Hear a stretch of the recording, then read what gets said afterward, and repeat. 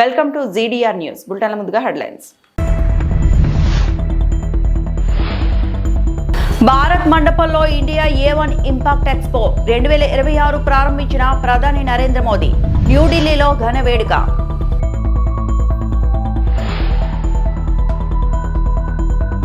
అమరావతిలో bill gates CM చంద్రబాబుతో భేటీ.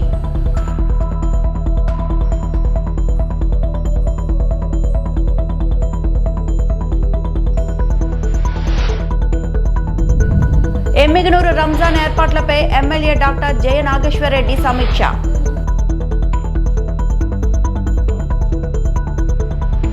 నరేంద్ర మోడీ నేడు న్యూఢిల్లీలోని భారత్ మండపంలో నిర్వహిస్తున్న ఇండియా AI ఇంపాక్ట్ ఎక్స్పో 2026ను ఘనంగా ప్రారంభించారు. ఈ కార్యక్రమం ఫిబ్రవరి 16 నుండి 20 వరకు జరుగుతోంది. ఇదే వేదికపై ఇండియా AI ఇంపాక్ట్ సమ్మిట్ కూడా నిర్వహిస్తున్నారు. ప్రధానమంత్రి నరేంద్ర మోదీ మాట్లాడుతూ కృత్రిమ మేధస్సు భవిష్యత్ ప్రపంచాన్ని మారుస్తుందని అన్నారు. టెక్నాలజీ ద్వారా భారతదేశం గ్లోబల్ లీడర్ గా ఎదుగుతుందని ఆయన విశ్వాసం వ్యక్తం చేశారు. उद्घाटन हो चुका है जहाँ प्रधानमंत्री नरेंद्र मोदी इस समय AI समिट एक्सपो का उद्घाटन करते हुए तमाम भारत के स्टार्टअप से मुलाकात कर रहे हैं, जिसमें भारत का स्वदेशी स्टार्टअप सर्वम है, जो स्पीच के लिए speech to text, text to text के लिए है, और सर्वम को गूगल जेमिनी और अन्य AI सॉल्यूशन से ज़्यादा बेहतर माना गया है. भारत जेन के एक तरह से इस समय उस स्टार्टअप पे प्रधानमंत्री नरेंद्र मोदी मौजूद हैं. भारत जेन के तहत ही सर्वम शोध AI जो है, ये तमाम वो AI सॉल्यूशंस हैं जो स्वदेशी सॉल्यूशंस हैं, और इनसे एक बड़ा बदलाव देखा गया है. भारत में खासकर ज़मीनी स्तर पर उन तमाम ज़रूरतों को लेकर भारत की विविधता और खासकर लिंग्विस्टिक विविधता जो है उसको ध्यान में रखते हुए सर्वम एक बेहतरीन सॉल्यूशन है. बिल्कुल, भारत बहुत बड़ा देश है. कई तरह की भाषाएं यहाँ बोली जाती हैं, कई तरह की भाषाएं यहाँ लिखी जाती हैं, और इसी का कहीं न कहीं सॉल्यूशन निकालने के लिए भारतीय स्टार्टअप्स यहाँ पर डेवलप किए गए हैं, और प्रधानमंत्री उन्हीं स्टार्टअप पेविलियंस का यहाँ पर अवलोकन कर रहे हैं. ये हम दृश्य आपको दिखा रहे हैं. इंडिया AI इम्पैक्ट एक्सपो 2026 का उद्घाटन कर चुके हैं प्रधानमंत्री, और उसके बाद एक्सपो में जो विभिन्न पेविलियन वहाँ पर लगे हुए हैं, उन पेविलियंस को प्रधानमंत्री वहाँ पर देख रहे हैं. प्रधानमंत्री उनका अवलोकन कर रहे हैं.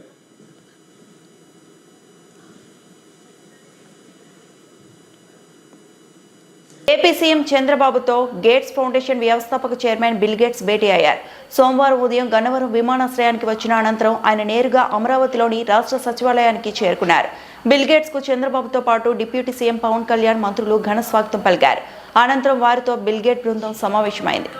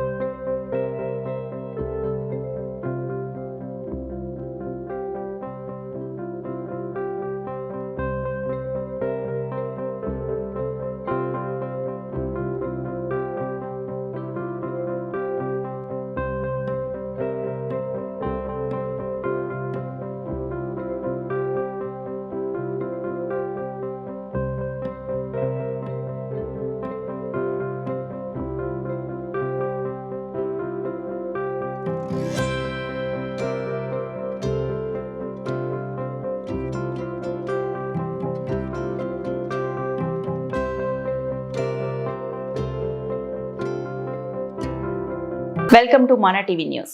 ఎమ్మిగనూరు మున్సిపాలిటీ కార్యాలయంలో ఎమ్మెల్యే డాక్టర్ బివి జయనాగేశ్వరరెడ్డి, ముస్లిం సమాజ ప్రతినిధులు, మసీదు కమిటీ సభ్యులు, వివిధ శాఖల అధికారులతో కలిసి రంజాన్ మాసం సందర్భంగా చేపట్టాల్సిన ఏర్పాట్లపై సమీక్ష సమావేశం నిర్వహించారు.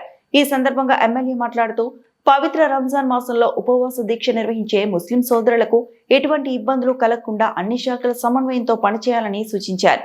ప్రధానంగా మసీదుల పరిసరాల్లో పారిశుద్ధ్యం మెరుగుపరచడం, ప్రార్థన సమయాల్లో నిరంతర విద్యుత్ సరఫరా ఉండేలా చూడటం, చట్టం, శాంతి, భద్రతల పరిరక్షణ, త్రాగునీరు, ఇతర మౌలిక సదుపాయాల కల్పన, రాత్రి సమయంలో అవసరమైన లైటింగ్ ఏర్పాటు వంటి అంశాలపై అధికారులకు స్పష్టమైన ఆదేశాలు జారీ చేశారు. పవిత్ర రంజాన్ మాసం ప్రశాంతంగా ఆధ్యాత్మిక వాతావరణంలో జరగాలని ప్రభుత్వం అన్ని విధాలా సహకారం అందిస్తుందని ఎమ్మెల్యే భరోసా ఇచ్చారు.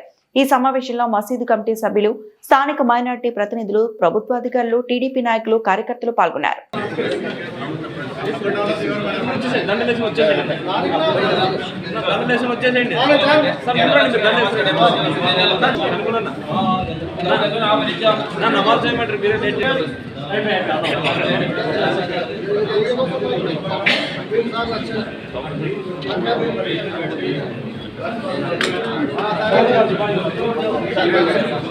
फोटो घेरना మీరు అయిపోకండి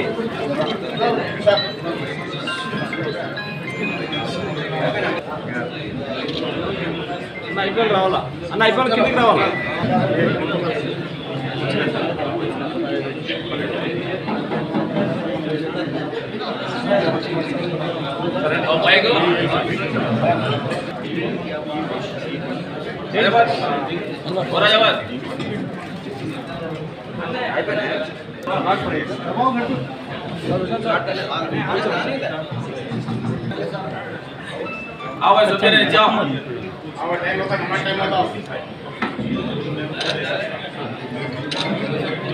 దండి అబ్దుల్లా దండి ఇక్కడ చూడాలి లైటింగ్ ఇంతవరకు సార్ మా మసీదు నూరేళ్ళ మసీద్ సార్ ఇంతవరకు మాకు చిన్న పుట్టికి డబ్బులు కూడా రావడం లేదు, మోహజన్ ఇమాంకి డబ్బులు కూడా రావడం లేదు. 10-20 సార్లు పోయి మేము అప్లికేషన్ పెట్టినాం సార్, ఒక్కోడానికి కానీ ఇచ్చినాము, ఇంతవరకు ఏం యాక్షన్ చేయడం లేదు సార్. దయచేసి మీరు వెంటనే మా మసీద్కి ఆమ్దాని కూడా ఏం లేదు సార్. ఈ పరిస్థితుల్లోనూ మాకు మోహజన్లకి ఇమాంకి డబ్బులు వచ్చేటట్టు చేయండి సార్. ఇది మాది పర్సనల్ డిమాండ్ సార్, మీరు చేస్తారని మాకు నమ్మకం ఉంది సార్. Thank you.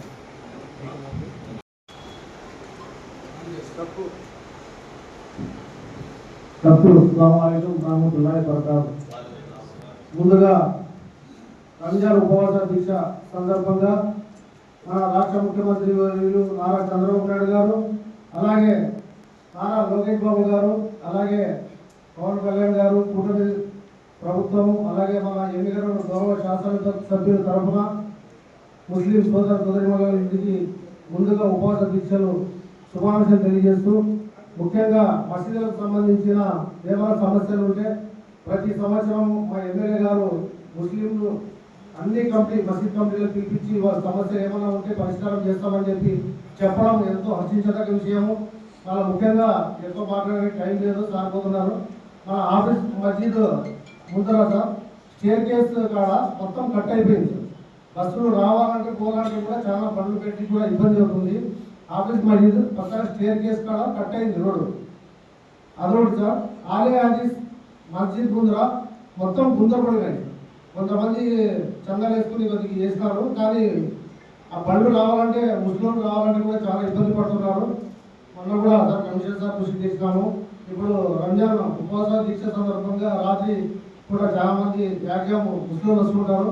రోడ్డు గుంతలమయమైపోయింది. మన అందులో భాగంగానే ఈ కార్యక్రమం చేయాలని చెప్పి, అలాగే పోయిన సంవత్సరము కరెక్ట్ 3 గంటలకి కరెంట్ ఇస్తున్నాం. వంట చేసేటప్పుడు కరెంట్ ఇస్తున్నాం. 4 గంటన్నర ఆ టైంలో కరెంట్ పోకుండా మీరు చూసుకోవాలని చెప్పి ఈ సందర్భంగా నేను కోరుతూ, ప్రతి ఒక్కరికి మరి ఒకసారి రంజాన్ ఉపవాస దీక్ష సందర్భంగా శుభాకాంక్షలు తెలియజేస్తూ తెలుసుకున్నాను. జై హింద్. పశ్చిమ గోదావరి జిల్లా ఆచంట నియోజకవర్గంలోని కొమ్ము చిక్కాల టీడీపీ క్యాంపు కార్యాలయంలో నిర్వహించిన మీడియా సమావేశంలో మాజీ మంత్రి ఎమ్మెల్యే పితాని సత్యనారాయణ రాష్ట్ర బడ్జెట్ పై స్పందించారు. రాష్ట్ర ప్రభుత్వం ప్రవేశపెట్టిన బడ్జెట్ సంక్షేమం, అభివృద్ధి దిశగా ఉందని ఆయన పేర్కొన్నారు. గత ప్రభుత్వం భారీ అప్పులు చేసి ఖజానాకు నష్టం కలిగించిందని, సుమారు 70,000 కోట్ల లోటుతో బడ్జెట్ ను వదిలి వెళ్లిందని విమర్శించారు. మాజీ ముఖ్యమంత్రి వైఎస్ జగన్మోహన్ రెడ్డి పాలనలో రహదారులు సహా అభివృద్ధి పనులు నిలిచిపోయాయని, ప్రభుత్వ ఆస్తులను తాకట్టు పెట్టి అప్పులు తెచ్చారని ఆరోపించారు. వ్యవసాయం, ఆక్వా రంగాలు దెబ్బతిన్నాయని తెలిపారు. ప్రస్తుత ప్రభుత్వం రైతులకు ఉచిత విద్యుత్ అందిస్తుందని, రాబోయే పుష్కరాల కోసం ముందస్తు ప్రణాళికలు సిద్ధం చేస్తున్నామని చెప్పారు. గ్రామాల్లో ఎస్సీ ఎస్టీ ప్రాంతాల్లో ఆలయాల నిర్మాణానికి 15 నుంచి 20 లక్షల వరకు ఆర్థిక సహాయం అందించే ఏర్పాట్లు చేస్తున్నామని వెల్లడించారు. అమరావతి రాజధాని అంశంపై మాట్లాడిన ఆయన 3 రాజధానుల నిర్ణయంతో రాష్ట్రానికి నష్టం జరిగిందని విమర్శించారు. పోలవరం ప్రాజెక్టును 2027 నాటికి పూర్తి చేస్తామని తెలిపారు. అసెంబ్లీలో ప్రజా సమస్యలపై చర్చించాల్సిందిగా ప్రతిపక్షాన్ని కోరుతూ రాష్ట్ర బడ్జెట్పై చర్చకు తాము సిద్ధమని పితాని సత్యనారాయణ స్పష్టం చేశారు.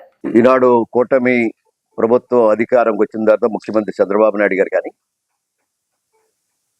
ఉప ముఖ్యమంత్రి పవన్ కళ్యాణ్ గారు, అలాగే కూటమి నాయకత్వంలో, ఎన్డీఏ కూటమి నాయకత్వంలో ప్రధాని మోడీ గారి యొక్క ఆలోచనతోటి కేంద్ర రాష్ట్ర ప్రభుత్వాలు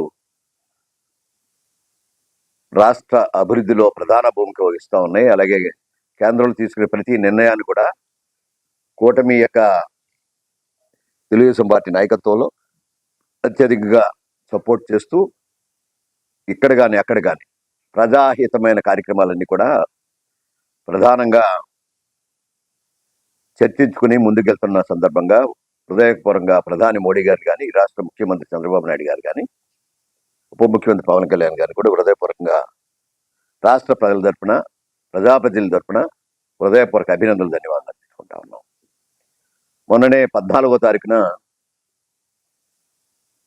రాష్ట్ర ప్రభుత్వం రాష్ట్ర బడ్జెట్ని ప్రవేశపెట్టిన సందర్భంగా ప్రజాహితమైన బడ్జెట్ని ప్రవేశపెట్టేందుకు ప్రత్యేకంగా చంద్రబాబు నాయుడు గారి తరఫున ఫైనాన్స్ మంత్రి కేసు గారు ప్రవేశపెట్టిన ప్రజాహితమైంది. ఇటు సంక్షేమం, అభివృద్ధి ప్రధాన భూమిక వహించి ఈ బడ్జెట్ రాష్ట్ర ప్రజల యొక్క ఆమోదం పొందిందని చెప్పడానికి సంతోషిస్తా ఉన్నాం. ఉదాహరణకి గత ప్రభుత్వంలో వడ్డీ లెక్కలేదు, అప్పు దొరికితే చాలు, హద్దులు లేని వడ్డీ రేట్లతోటి జగన్మోహన్ రెడ్డి గారు అప్పులు తెచ్చిన సందర్భంగా దాన్ని కూడా సవరించడానికి ఈనాడు బడ్జెట్లో ప్రతిపాదించిన సందర్భంగా చూసినట్టయితే రాష్ట్ర ఖజానాకి గండులు పెట్టినా, దోపిడీ చేసినా దాన్ని సరిచేసే బాధ్యతని ఏ ప్రభుత్వం వచ్చినా సరిచేయాలని ఆలోచనతో చేస్తున్న ఒక కార్యక్రమం ఈనాడు చంద్రబాబు నాయుడు గారి కూటమి నాయకత్వంలో చంద్రబాబు నాయుడు గారిని, పవన్ కళ్యాణ్ గారి ఆలోచనకి హృదయపూర్వకంగా అద్దం పడుతున్నట్టు వారిని హృదయపూర్వకంగా అభినందిస్తున్నా. ఉదాహరణ చూసినట్టయితే గత ప్రభుత్వం రోడ్లు వేయలేదు, సంక్షేమమే తప్ప ఇంకొకటి కూడా పట్టించుకోలేదు. అప్పులు దొరికినంత వరకు అప్పులు శోధించి ఏదైతే సంక్షేమ కార్యక్రమాలు తనదైన శైలిలో ప్రవేశపెట్టారు. దాన్ని కూడా మేము తప్పుపట్టలే. కానీ వడ్డీ విధానం ఏదైతే ఉందో అప్పు తేవడానికి కూడా హద్దులు ఉన్నాయి. ఆఖరికి సారా తాకట్టు పెట్టి ప్రభుత్వ ఆస్తులు కూడా తాకట్టు పెట్టిన, గత వచ్చే 10 సంవత్సరాలు కూడా తాకట్టు పెట్టిన విషయాలు కూడా మనం ఒకసారి చర్చించుకోవాలి. ప్రజల దగ్గరికి చర్చ జరగాలనేది ఆలోచనతో చేస్తున్న ఒక ప్రక్రియలో భాగంగానే ఈనాడు చర్చించవలసిన పరిస్థితి ఉంది. వడ్డీలే కాదు, ఆస్తులు తాకట్టు పెట్టడంలో గనుడు ఒక బడ్జెట్ యొక్క సూచనకి అభినందిస్తున్నా. అలాగే గత ప్రభుత్వంలో 2014-19 ఇల్లు కడితే బిల్లులు కూడా ఇవ్వలే మీరు. అది తెలుగుదేశం పార్టీ కార్యకర్తలు అనుకున్నారు మీరు. కానీ ఈ ప్రభుత్వం ఆ డబ్బులు కూడా చెల్లించడానికి బడ్జెట్లో పెట్టాం. వారికి కూడా త్వరలో వెసులుబాటుని బట్టి వారికి కూడా చెల్లిస్తాము. పేద ప్రజల యొక్క అండగా ఉంటామని చెప్పే కార్యక్రమం. గత ప్రభుత్వంలో మీరు చేసిన 1924లో ఇల్లు కడతానని చెప్పి ఇంకా మిగిలిన ఇల్లు అన్నిటికి కూడా మేము 50,000 చొప్పున ఆ పేదవాడికి సాయం చేసి ఇల్లు కట్టిస్తా ఉన్నాం. ఇది కూటమి ప్రభుత్వం యొక్క ఉదారత, పేదవాడి మీద ఒక ధైర్యాన్ని, బలాన్ని ఇచ్చే ఒక కార్యక్రమం. ఉదాహరణ చూస్తే యాక్వా రంగం ఈ రాష్ట్రంలో ప్రధాన భూమిగా ఇస్తుంది పశ్చిమ గోదావరి జిల్లా. దాన్ని కూడా కరెంట్లు పెంచి ఒక యూనిట్కి 4.5 రూపాయలు. ఎన్ని విజ్ఞప్తులు చేసినా పట్టించుకోని విధానం. కానీ ఈ ప్రభుత్వం ఇచ్చిన మాటని అధికారం వచ్చిన తర్వాత డెఫినెట్గా దాని మీద సానుకూలమైన నిర్ణయం చేస్తా అని చెప్పి 4.5 ఉండే కరెంటు ఛార్జీల్ని ఆక్వా రంగంలో కానీ ఫిషరీస్ రంగంలో కానీ రూపాయన్నర చేసిన ఘనత ఈ కూటమి ప్రభుత్వాన్ని. ఇది కూడా ఈనాడు ఎంత మాకు ఉచిత కరెంటు వ్యవసాయదారుడికి ఇస్తా ఉన్నాం, ఎంత ఉచిత కరెంటు ఆక్వా రంగాన్ని ప్రోత్సహించడానికి ఇస్తా ఉన్నాం, ఆఖరికి బార్బర్ షాపులకి ఉచిత కరెంట్ ఇస్తానికి ప్రయత్నం చేస్తున్నాం. 200 యూనిట్లని 500 యూనిట్లు వేవర్స్ కూడా చేస్తానికి ప్రయత్నం చేస్తూ ఉన్నాం. అంటే ఏదైతే పూర్వం నుంచి ఆచార వృత్తులు ఉన్నాయో బార్బర్ షాపులు కానీ ఆఖరికి వేవర్స్ చేతి వృత్తులుగా చేసే వారికి కూడా ఉచిత కరెంట్ ఇస్తానికి, పేదవాడికి బలహీన వర్గాలను ఇంకా బలహీనం చేయకుండా ఉన్నతమైన స్థానాన్ని పెంచడానికి సాధ్యమైనంత వరకు సాయం చేయడానికి ప్రయత్నం చేస్తుంది ఈ ప్రభుత్వం చెప్పడానికి సంతోషిస్తా ఉన్నాం. ఈనాడు మరొక విషయం ఏంటంటే అంబేద్కర్ కోనసీమ జిల్లా ముమ్మిడివారు కాట్రేనికోట మండలం పెద్ద ఎత్తున ఆందోళన చేపట్టారు. ఇసుక మెట్టలు తొలగించి మా మత్స్య సంపద కల్పించాలి అంటూ డిమాండ్ చేశారు. మా కుటుంబాలకు చేపల వేట మాత్రమే జీవన ఉపాధి. సముద్రం నుంచి వచ్చిన ఇసుక మెట్టల వల్ల మాకు ఉపాధి కొరవైంది. వాటిని తొలగించి మాకు న్యాయం చేయాలంటూ ఆవేదన వ్యక్తం చేశారు. సముద్ర ప్రాంతానికి ఆనుకొని ఉన్న కొన్ని వందల ఎకరాలు ఆక్రమణకి గురైనాయి. ఈ భూములపై చర్యలు తీసుకుని మత్స్యకార కుటుంబాలను కాపాడాలి అని రాష్ట్ర మత్స్యకార కార్పొరేషన్ మాజీ చైర్మన్ నాగిరెడ్డి నాగేశ్వరరావు డిమాండ్ చేశారు. లేని పక్షంలో ప్రజా పోరాటం చేస్తామని ఆయన పేర్కొన్నారు. అందరికీ నమస్కారం. మరి ఈరోజు మన కాటేరకోన మండలం ఉపలోత్తు మండలం సరిహద్దు అయినటువంటి కోనవరం స్ట్రైట్ కట్ట దగ్గర అగ్నివల్ క్షత్రియ సోదరులందరూ కూడా అన్ని గ్రామాల నుంచి ఉపలోత్తు మండలం అలాగే కాటేరకోన మండల గ్రామాలందరూ కూడా ఈ మొగ ఓపెన్ చేయాలి, మొగ పూడ్చిపోయినందువల్ల మన జీవనోపాధి కోల్పోతున్నాం. అలాగే ఈ మొగ అవ్వకపోతే గ్రామాలన్నీ కూడా వలసలిపోయే పరిస్థితి ఉందని మొన్న మన వాళ్ళందరూ చెప్పడంతో ఈ రోజుని భారీగా మహాధర్నా పెట్టడం జరిగింది. మరి ఈ ధర్నాకి ఇచ్చేసినటువంటి పల్లం, అలాగే మన ప్రయాణం, గచ్చకాయలపోర, మరిశెట్టి కాలనీ, నాగపట్నం, రాజానగరం, వేట్లపాలెం, మరి ఎన్నకొత్తపల్లి, రాఘవలపేట, ఎస్యాను అన్ని గ్రామాల నుంచి కూడా ఈరోజు ఎవరైతే ఈ మొగ వల్ల నష్టపోతున్నారో అందరూ కూడా రైతులు కూడా కొంతమంది వచ్చి మనకి సహకారం ఇచ్చినటువంటి సంఘటన ఉంది.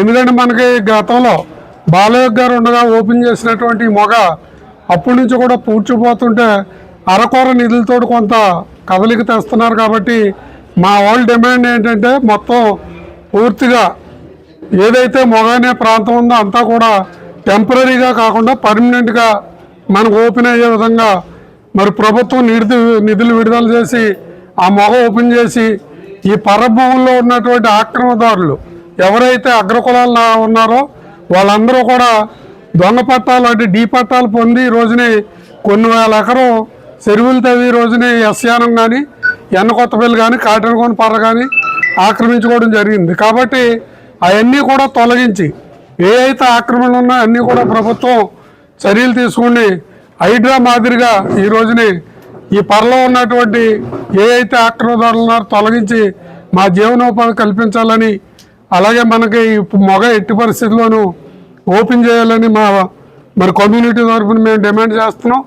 అది తప్పనిసరిగా ప్రభుత్వం మీ మీడియా ద్వారా మరి బాగా ప్రసారం చేసి మరి వెంటనే నిధులు విడుదల చేసి, ఎందుకంటే మేము కూడా మన ఎమ్మెల్యే గారు బుచ్చిబాబు గారు, అమలాపురం శాసనసభ్యులు ఆనందరావు గారు, పార్లమెంట్ సభ్యులు హరీష్ మోదర్ గారు, ఇన్ఛార్జి మంత్రులు అచ్చెన్నాయుడు గారు కూడా ఈ విషయానికి 2-3 సార్లు వారి దృష్టికి తీసుకెళ్లడం జరిగింది. వారు కూడా తప్పనిసరిగా నిధులు విడుదల చేస్తామని మాకు అందరూ. అంబేద్కర్ కోనసీమ జిల్లా పోలవరం మండలం భైరవపాలెం తీర్థలామండి కాలభైరవ స్వామివారిని వేలాది మంది భక్తులు దర్శించుకోవడం, స్వామి అమ్మవారి ఆశీస్సులు భక్తులపై ఎల్లవేళలా ఉండాలి అని కోరుకుంటున్నాము అని ఎమ్మెల్యే దాట్ల బుచ్చిబాబు తెలిపారు.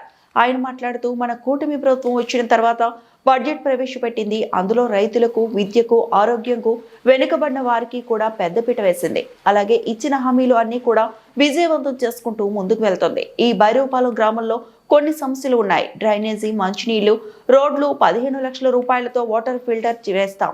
ఇంకా కొన్ని సమస్యలు ఉన్నాయి. అన్ని త్వరలో చేస్తాను అని ఆయన భరోసా ఇచ్చారు. ఈ కార్యక్రమంలో భైరవపాలెం కమిటీ సభ్యులు మరియు రేకడి మురళి, పేసింగి ధర్మారావు, మల్లాడి తాతారావు, పేసింగి రాజు, మల్లాడి రాంబాబు తదితరులు పాల్గొన్నారు. శుభాకాంక్షలు.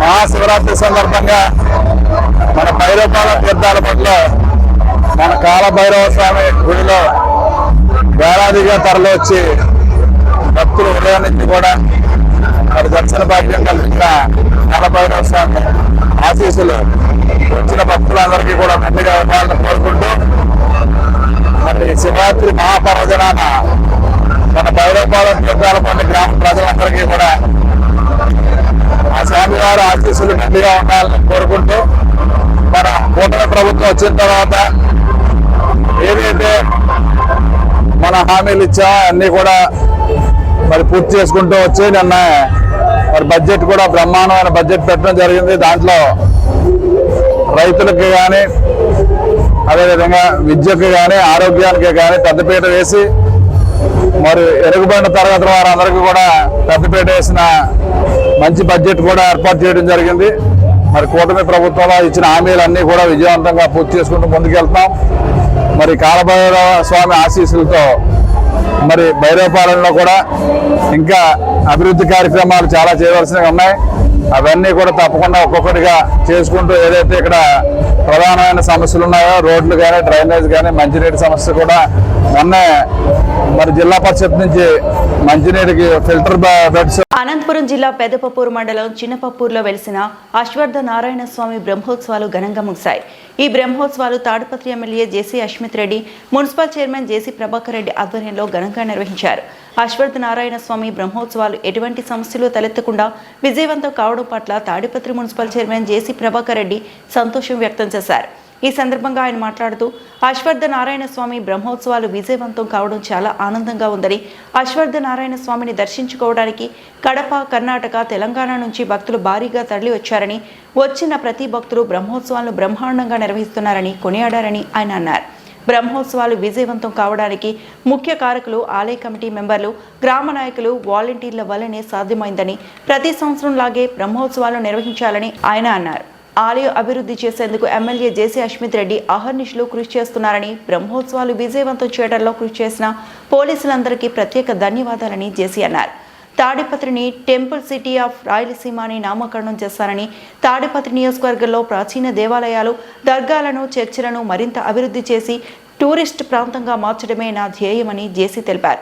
గండికోట టూరిస్ట్ ప్లేస్ దగ్గర ఉన్నందున తాడిపత్రిని టూరిస్ట్ ప్రాంతంగా చేసేందుకు ఎమ్మెల్యే కృషి చేస్తున్నాడని జేసీ ప్రభాకర్ రెడ్డి తెలిపారు. కన్నీ వినే రీతిగా అశ్వత్థం జరిపారు. ఇది ఒకరి వల్ల సాధ్యం కాదు. ప్రతిసారి పాలక వర్గం ఉన్నా కానీ వినీత రీతిలో పాలక వర్గము మరియు మా మండలంలో ఉండే ప్రతి ఒక్కరూ శ్రద్ధ తీసుకొని ఎప్పుడూ జరగని విధంగా చేయడం జరిగింది. ఎందుకంటే ప్రతి ఒక్కరూ ఈ అశ్వత్థానికి దగ్గర అన్ని స్టేట్ల నుంచి కూడా వస్తుంటారు. ఎస్పెషల్లీ కడప డిస్ట్రిక్ట్, దాంట్లో 30 to 40% వచ్చిన దానిలో మరి కడప డిస్ట్రిక్ట్ నుంచి ఎక్కువ వచ్చారు. వాళ్ళకు ఆరాధ్య దైవం అనుకుంటా. అలానే కొన్న 60% కర్ణాటక నుంచి కూడా వచ్చినారు, తెలంగాణ నుంచి వచ్చినారు. ఇంత బ్రహ్మాండంగా ప్రతి ఒక్కరు కొనియాడుతున్నారు. బ్రహ్మాండంగా చేశారు, బ్రహ్మాండంగా చేసినారు, బ్రహ్మాండంగా చేసినారని. దీనికి అంత ముఖ్య కారకులు కమిటీ మెంబర్లు మరియు మండలంలోని ప్రతి గ్రామం నుంచి లేడీస్ కూడా పాల్గొన్నారు వాలంటీర్లుగా. ఇక ముందు కూడా దయచేసి మనకు పెద్ద బాధ్యత. తిరుపతి డాలర్ చారిటబుల్ ట్రస్ట్ ఆధ్వర్యంలో స్విమ్స్ హాస్పిటల్లో పనిచేస్తున్న ఉద్యోగస్తులకు హెల్మెట్లు మరియు వీల్ చైర్లను పంపిణీ చేశారు. ఈ కార్యక్రమంలో ట్రస్ట్ వ్యవస్థాపకులు డాలర్ దివాకర్ రెడ్డి ముఖ్య అతిథిగా పాల్గొని ఉద్యోగస్తులకు హెల్మెట్లు వీల్ చైర్లు అందజేశారు. రోడ్డు భద్రతతో ప్రజలకు ఎంతో ముఖ్యమని, ముఖ్యంగా హాస్పిటల్లో పనిచేస్తున్న సిబ్బందికి మన ప్రాణాలు కాపాడుతున్న వారి కోసం ఈ హెల్మెట్ అందించడం నాకు చాలా ఆనందకరంగా ఉందని ఈ సందర్భంగా తెలియజేశారు. చాలా ముఖ్యమైనటువంటి రోజు, ఎందుకంటే ఆంధ్రప్రదేశ్ రాష్ట్రంలో మొదటగా ఈ యొక్క రోడ్డు ప్రమాదాలు నివారణకు వైద్యులు సిబ్బంది ఇతోధికంగా సహాయం చేస్తూ ఉన్నారు. అందులో భాగంగా గారికి, తర్వాత ఆర్టీఏ గారికి, తర్వాత ఇతర అధికారులకి, ఈ సమావేశానికి ఇచ్చేసిన స్విమ్స్ వైద్యులకి, మీడియా ప్రతినిధులకి నా హృదయపూర్వక నమస్కారం. ఈరోజు ఇక్కడ నిర్వహిస్తున్న ఈ కార్యక్రమం సేవా భావానికి ఒక మంచి ఉదాహరణ. ఒకవైపు ఎంతో ఈ స్విమ్స్ ఉద్యోగస్తులు సమాజానికి ఎంతో సేవ చేస్తున్నారు. అటువంటి సేవ చేసే వారికి ఈ సందర్భంగా ఈ వీల్ చైర్స్, తర్వాత హెల్మెట్స్ అందించుట అనేది చాలా ముఖ్యమైన కార్యక్రమం. ఈ హెల్మెట్ అనే అంశం మీద చాలా చక్కగా అందరికి కూడా ఈ వితరణ కార్యక్రమాన్ని చేయాలనుకున్నారు. మొట్టమొదటిగా మేము అంటే ఈ కార్యక్రమాన్ని మొదలు పెట్టడానికి శ్రీ డాలర్ దివాకర్ రెడ్డి గారి వాళ్ళ అమ్మాయి పుట్టినరోజు సందర్భంగా ఈ కార్యక్రమాన్ని మొదలుపెట్టారు. ఆ అమ్మాయికి దేవికారెడ్డి గారు, గిహ్నీ రెడ్డి గారికి మేము మనస్ఫూర్తిగా జన్మదిన శుభాకాంక్షలు తెలియజేస్తున్నాము. చాలా సంతోషం సార్, చాలా మంచి కార్యక్రమాన్ని చేపట్టారు జన్మదిన సందర్భంగా. సో చాలా వినూత్నంగా ఉంది ఈ కార్యక్రమం. ఎందుకంటే మనం చూస్తున్నాం చాలా వరకు ఎక్కడో ఫంక్షన్లు ఎక్కడెక్కడో వేడుకలన్నీ జరుపుకుంటాం, కానీ ఇంత వినూత్నంగా జరిగిన ఈ హెల్మెట్, అది నీ తల చుట్టూ గట్టి సాకెట్. హెల్మెట్ ఉంటే నీ లైఫ్ నాట్అవుట్, హెల్మెట్ లేకుంటే నీ లైఫ్ రన్అవుట్. హెల్మెట్ ఒక రక్షణ బ్లాంకెట్, తలను కాపాడే కుషన్ బాస్కెట్. హెల్మెట్ ఉంటే తగ్గును ఇంపాక్ట్, హెల్మెట్ ధరించి అందరికీ అవు ఫేవరెట్. సోదరులు డాలర్ దివాకర్ రెడ్డి గారు ప్రభుత్వంలో ఉన్నా లేకపోయినా కూడా గత దాదాపు 2 దశాబ్దాలుగా అనేక రంగాలలో సమాజ సేవ చేస్తూ ఉన్నారు. అలాగే ఇప్పుడు అధికారంలో వచ్చాక అది మరింత ఇబ్బడి ముబ్బడిగా ఈ సమాజ సేవలో నిమగ్నమై ఉన్నారు. ఆ సమాజ సేవలో భాగంగా ఈరోజు మన వెంకటేశ్వర వైద్య విజ్ఞాన సంస్థను ఎన్నుకోవడం వారికి మన స్విమ్స్ కుటుంబం అందరి తరఫున కూడా నేను హృదయపూర్వక ధన్యవాదాలు. ఈ వార్తలు ఇంతటితో సమాప్తం.